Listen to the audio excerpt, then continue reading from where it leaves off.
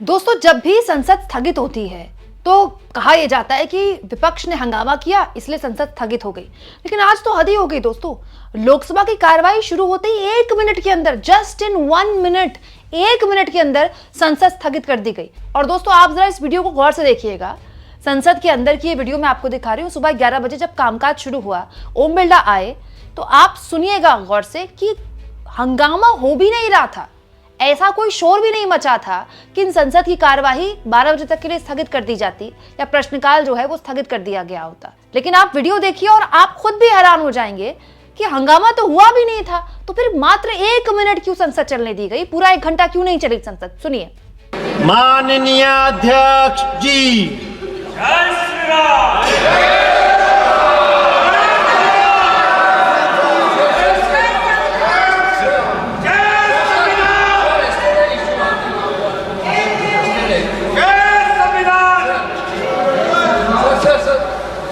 प्रश्नकाल है, आप सदन नहीं चलना चाहते? आप प्रश्नकाल सदन नहीं चलना चाहते? सदन मर्यादा से चलेगा, गरिमा से चलेगा, उच्च कोटि की परंपराओं से चलेगा। सदन के अंदर न गरिमा गिरने दूंगा, न मर्यादा का मोड़ने दूंगा। मेरा आपसे आग्रह है कि आप प्रश्नकाल में सहयोग करें। आप प्रश्नकाल नहीं चलाना चाहते, सदन नहीं चलाना चाहते, सदन की कार्रवाई आज 12 बजे तक के लिए स्थगित की जाती है। तो अब सवाल आपके मन में उठेगा कि ये हुआ क्यों? दोस्तों, बीजेपी बहुत रणनीति के तहत चल रही है। आज और कल संसद में संविधान पर बहस होनी और ये माना जा रहा है कि संविधान पर बहस के मामले में राहुल गांधी अडानी के मुद्दे को भी रखेंगे। अडानी के मुद्दे पर राहुल गांधी लगातार आक्रामक हैं, कांग्रेस पार्टी लगातार आक्रामक है। कल कुछ इस तरह से अडानी के मुद्दे पर कांग्रेस पार्टी के तमाम सांसदों ने अपने जो भी उन्होंने पहना हुआ था, जैकेट, सूट, टी शर्ट, उसके पीछे स्टिकर लगाया मोदी अडानी का, और उसके बाद मानव श्रृंखला बनाई और संसद परिसर में अपना विरोध दर्ज कराया। अडानी के मुद्दे पर लगातार बहस की मांग कांग्रेस पार्टी कर रही है, इंडिया गठबंधन के लोग कर रहे हैं, लेकिन सरकार नहीं मान रही। हुआ ये कि कल एक नई बात लेकर आ गई सरकार, और इस तर्ज पर लोकसभा में निशिकांत दुबे और राज्यसभा में सुधांशु त्रिवेदी ने एक बात रखी। अडानी के मामले में बात करते हुए दोनों ही नेता लोकसभा में भी राज्यसभा में सरकार की तरफ से ये बता रहे थे कि एक डीप स्टेट है, जिस डीप स्टेट के इशारे पर चलते हैं राहुल गांधी, और ये डीप स्टेट भारत की अर्थव्यवस्था को खराब करना चाहता है। और गौतम अडानी दरअसल उसी का शिकार हो रहा है। नाम किसी ने नहीं लिया गौतम अडानी का, लेकिन जॉर्ज सोरोस के जरिए राहुल गांधी का त्रिकोण बनाकर यह बताया संसद के अंदर निशिकांत दुबे ने और सुधांशु त्रिवेदी ने कि दरअसल अडानी पर हमला मतलब देश की अर्थव्यवस्था पर हमला, और ये सब कुछ विदेशी ताकतें कर रही हैं, और राहुल गांधी उसके जरिए भारत में अव्यवस्था फैलाना चाहते हैं। अब जरा निशिकांत दुबे का आप भाषण सुनिए, जिसमें कितना हंगामा हो रहा है। उस वक्त संसद स्थगित नहीं हुई, उस वक्त संसद चलती रही, आराम से चलती रही। सुनिए। कि ओपन सोसाइटी फाउंडेशन के सलील सेट्टी जो भारत जोड़ो आंदोलन में गए, उनसे आपका क्या संबंध है? क्या भारत जोड़ो आंदोलन में उन्होंने पैसा दिया? मुशर्रफिल हक फजल, जो अमेरिका में जाके राहुल गांधी ने मुशर्रफिल फजल से मुलाकात की, जो आज बांग्लादेश का जीनोसाइड का जिम्मेदार है। क्या कर लो? आप बैठाइए sir, break the house and order.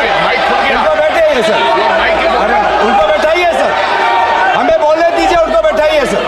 आपका निर्देश नहीं पालन करते, आपका निर्देश नहीं पालन करते सर, आपका निर्देश नहीं पालन करते। सर बस 2 मिनट सर। आनंद मटूले जो सर्जिल इमाम को फंड कर रहा था, उससे आपका क्या संबंध है? इल्हान उमर, रोहित खन्ना और बारबारा अली, जिन्होंने की माननीय प्रधानमंत्री के कार्यक्रम का विरोध किया यूएस में, उसके साथ आपने मीटिंग की। जो खालिस्तान बनाना चाहता है, जो कश्मीर को अलग करना चाहता है, उसके साथ आपके क्या संबंध है? इसी तरह से सोरोस ने के साथ मीटिंग की, मीटिंग की, पीके नेहरू की वाइफ के साथ उसके क्या संबंध है? गांधी पूरा ये सदन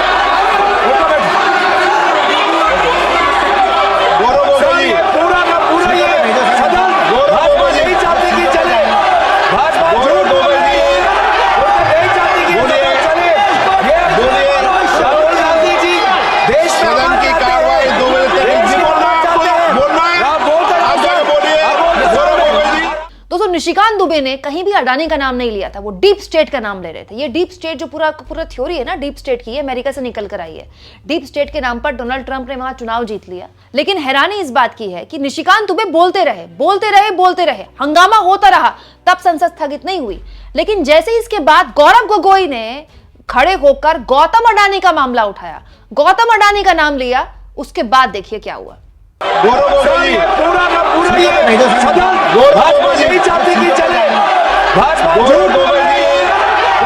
चाहती कि चले। ये राहुल गांधी जी देश सदन की कार्रवाई 2 बजे तक बोलना है। आप दोनों बोलिए। राहुल गांधी जी देश में अमन चाहते हैं और मोदी जी जिस प्रकार से मणिपुर में उन्होंने आग लगाई, आज संभल में भी वो आग लगाना चाहते हैं।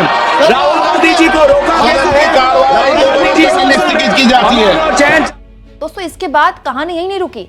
संबित पात्रा बाहर आए और संबित पात्रा ने प्रेस कॉन्फ्रेंस में राहुल गांधी को देश का सबसे बड़ा गद्दार बता दिया, traitor of the highest order.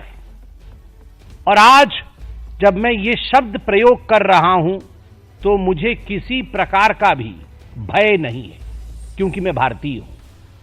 मेरे लिए मेरे पार्टी ने सिखाया है राष्ट्र प्रथम, party next and self last.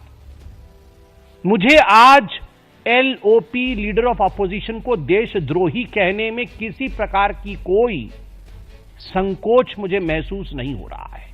दोस्तों सत्ता पक्ष की रणनीति है कि अडानी के मुद्दे पर किसी भी हाल में बहस ना हो पाए, और इसको पूरा का पूरा जो एजेंडा है वो राहुल गांधी के इर्द गिर्द बुन दिया गया कि राहुल गांधी कितने बड़े राष्ट्रद्रोही हैं, राहुल गांधी एक डीप स्टेट के प्यादे बने हुए हैं, राहुल गांधी देश में अव्यवस्था फैलाना चाहते हैं, देश की अर्थव्यवस्था को कमजोर करना चाहते हैं। इस नैरेटिव को बीजेपी ये सोच रही थी कि वो राहुल गांधी को गद्दार बोलेगी तो जो कांग्रेस पार्टी है वो इसी में उलझ के रह जाएगी कि राहुल गांधी को ऐसा क्यों बोल दिया, राहुल गांधी को गद्दार क्यों बोल दिया। कांग्रेस पार्टी ने इसके लिए प्रेस कॉन्फ्रेंस की, कल भी की, आज भी की। लेकिन आज संसद में राहुल गांधी ने बीजेपी की इस रणनीति की हवा निकाल दी, क्योंकि संसद के अंदर भी केसी वेणुगोपाल जब खड़े हुए तो अडानी के मुद्दे पर ही बहस की मांग कर रहे थे। हालांकि उन्होंने हंगामा नहीं किया, कहीं कोई हंगामा नहीं हो रहा था, वो अलग बात है कि फिर भी संसद स्थगित कर दी गई। लेकिन संसद के बाहर भी आज हाथ में संविधान की किताब लेकर गौतम अडानी के मामले में कुछ वैसे ही विरोध किया राहुल गांधी की अगुवाई में कांग्रेस ने, जैसे कल विरोध किया। यानी कांग्रेस ने रणनीति स्पष्ट कर दी है, आप राहुल गांधी को कुछ भी बोलिए, गद्दार बोलिए, कोई गाली दीजिए, कांग्रेस अपने इस मांग से पीछे नहीं हटने वाली, वो मुद्दे को नहीं छोड़ने वाली। जो मुद्दे को डिरेल करने की बीजेपी की जोर आजमाइश थी वो उस पचड़े में नहीं पड़ने वाली। अब देखना दिलचस्प होगा दोस्तों कि आज और कल क्या इस मुद्दे पर राहुल गांधी मुखरता से अपनी बात रखते हैं तो क्या बोलते हैं। यहां इस बात पर भी गौर किया जाए कि दोनों मोर्चों पर कांग्रेस इस मुद्दे पर बात कर रही है। संसद के अंदर और संसद परिसर में राहुल गांधी और कांग्रेस पार्टी के सांसद अडानी के मुद्दे पर टिके हुए हैं, डटे हुए हैं बहस की मांग पर। वहीं दूसरी ओर संसद के बाहर कांग्रेस पार्टी के प्रवक्ता जबरदस्त तरीके से संबित पात्रा को निशाने पर लेते हुए कुछ इस तरह से कल दिखे। बीजेपी की कोई हैसियत ही नहीं है कि वो राहुल गांधी को कुछ भी कह सके। असलियत यह है कि राहुल गांधी ने मोदी और अडानी की बखिया उधेड़ कर रख दी है और इसी से नरेंद्र मोदी और पूरी की पूरी भारतीय जनता पार्टी बिलबिला गई है। अडानी के सारे नौकर राहुल गांधी को देशद्रोही बुला रहे हैं। अरे भाजपाइयों, राहुल गांधी के परिवार का खून इस देश की मिट्टी में शामिल है, इस देश के तिरंगे में शामिल है, इस देश की आत्मा में शामिल है। नरेंद्र मोदी और बीजेपी एक बात और कहनी है, ये देश के खिलाफ अंतरराष्ट्रीय साजिश वाला जो जुमला और स्क्रिप्ट है ना, ये थोड़ी पुरानी हो गई है। कुछ ताजा नया लेकर आइए, बोरियत बंद कर दीजिए। असलियत यह है कि देश के खिलाफ अंतरराष्ट्रीय साजिश आपको कहां कहां नजर आती है उसका पूरा ब्यौरा है। किसान जब अपने हक की मांग करे तब नजर आती है, युवा नौकरी की गुहार लगाए तब नजर आती है, महिला अपराध में बीजेपी के नेता रंगे हाथों पकड़े जाए तब नजर आती है, मणिपुर में अनवरत हिंसा जारी रहे तब नजर आती है, जनता आपकी बर्बरता के खिलाफ बोले तब नजर आती है, लोग महंगाई के खिलाफ आवाज उठाएं तब नजर आती है, विपक्ष कटघरे में खड़ा करके सवाल पूछे तब नजर आती है, और अडानी की दुनिया में जब थू थू होती है तब भी नजर आती है। लेकिन इन मोदियाबिंद के मरीजों को यह नजर नहीं आता कि अमेरिका से लेकर Australia, Bangladesh, Sri Lanka, Kenya, Switzerland में अडानी ही देश का बेड़ा गर्क कर रहे हैं। अडानी के खिलाफ वारंट, अडानी की जालसाजी, अडानी की हेराफेरी, अडानी की घूसखोरी, यह है देश के खिलाफ असली षड्यंत्र, और उन्हीं के षड्यंत्र जो नरेंद्र मोदी साफ देख सकते हैं। असल में देख तो हम सब सकते हैं, बस फर्क इतना है कि तुमने अडानी का नमक खाया और हमने देश का। राहुल गांधी की बात करिएगा। राहुल गांधी ने इस देश में मोहब्बत और न्याय के लिए कन्याकुमारी से कश्मीर पैदल नाप दिए। राहुल गांधी ने इस देश में अन्याय के खिलाफ मणिपुर से मुंबई तक की यात्रा करी, वही मणिपुर जहां आप नहीं जा पाए। राहुल गांधी ने संविधान के खिलाफ तुम्हारे षड्यंत्र को संविधान हाथ में उठाकर ध्वस्त कर दिया। राहुल गांधी ने इस देश के युवाओं को, पिछड़ों को, दलितों को, आदिवासियों को उम्मीद की एक किरण जगाई है। राहुल गांधी ने इस देश के गरीबों को, मजदूरों को, किसानों को, मोची को, बढ़ई को, राजगीर जैसे लोगों को गले लगाकर सम्मान दिया है। राहुल गांधी इस देश के लोकतंत्र को बचाने के लिए कोई भी कीमत चुकाने को तैयार है। राहुल गांधी इस देश के 5 बार के चुने हुए सांसद हैं और जब उन्होंने सदन में मोदी और अडानी की कलई खोली तो नरेंद्र मोदी के होश फाख्ता हो गए। राहुल गांधी की सदस्यता और घर तक छीन लिया तुम लोगों ने, उसके बाद भी वो अडिग रहे। राहुल गांधी तुम्हारी आंख में आंख डालकर तुम्हारे झूठ, तुम्हारे पाखंड का पर्दाफाश करते हैं। कुछ और बातें जरूरी हैं जो याद रखना, क्योंकि जिस समय तुम्हारे पूर्वज अंग्रेजों के तलवे चाट रहे थे, उस समय राहुल गांधी के पूर्वज इस देश की आजादी के लिए कुर्बानियां दे रहे थे। जिस समय तुम्हारे पूर्वज संविधान की प्रतियां और बाबा साहब के पुतले फूंक रहे थे, उस समय राहुल गांधी के पूर्वज आजाद हिंदुस्तान की नींव रख रहे थे। जिस समय तुम्हारे पूर्वज तिरंगे का बहिष्कार कर रहे थे, उस समय राहुल गांधी के पूर्वज तिरंगे का परचम पूरी दुनिया में लहरा रहे थे। जिस समय तुम्हारे पूर्वज इस देश के ताने बाने को तोड़ने में जुटे हुए थे, उस समय भी राहुल गांधी के पूर्वज इस देश की एकता के लिए और अखंडता के लिए अपने प्राणों का बलिदान दे रहे थे। जो लोग अडानी को बचाने के लिए देश को गिरवी रखने के लिए तैयार हैं, जो लोग अडानी के लिए कानून बदलकर उसको इस देश के सारे पोर्ट, एयरपोर्ट, सड़कें, बिजली सब कुछ दे रहे हैं, अडानी के उन दलालों से कहना है कि दलाली बंद कर दो। जब जब गलत करोगे, चट्टान की तरह अपने सामने राहुल गांधी को, उनके सत्य को और इस देश के संविधान को खड़ा पाओगे। जाकर कह देना अपने आका से, राहुल गांधी की रगों में शहीदों का खून है और वो आपके जैसी गीदड़ धमकियों और ओछी हरकतों से घबराने वाले नहीं हैं। एक और बात कहना, अडानी पर कलई खुल गई है और अभी और सारी पोलें खुलनी बाकी है।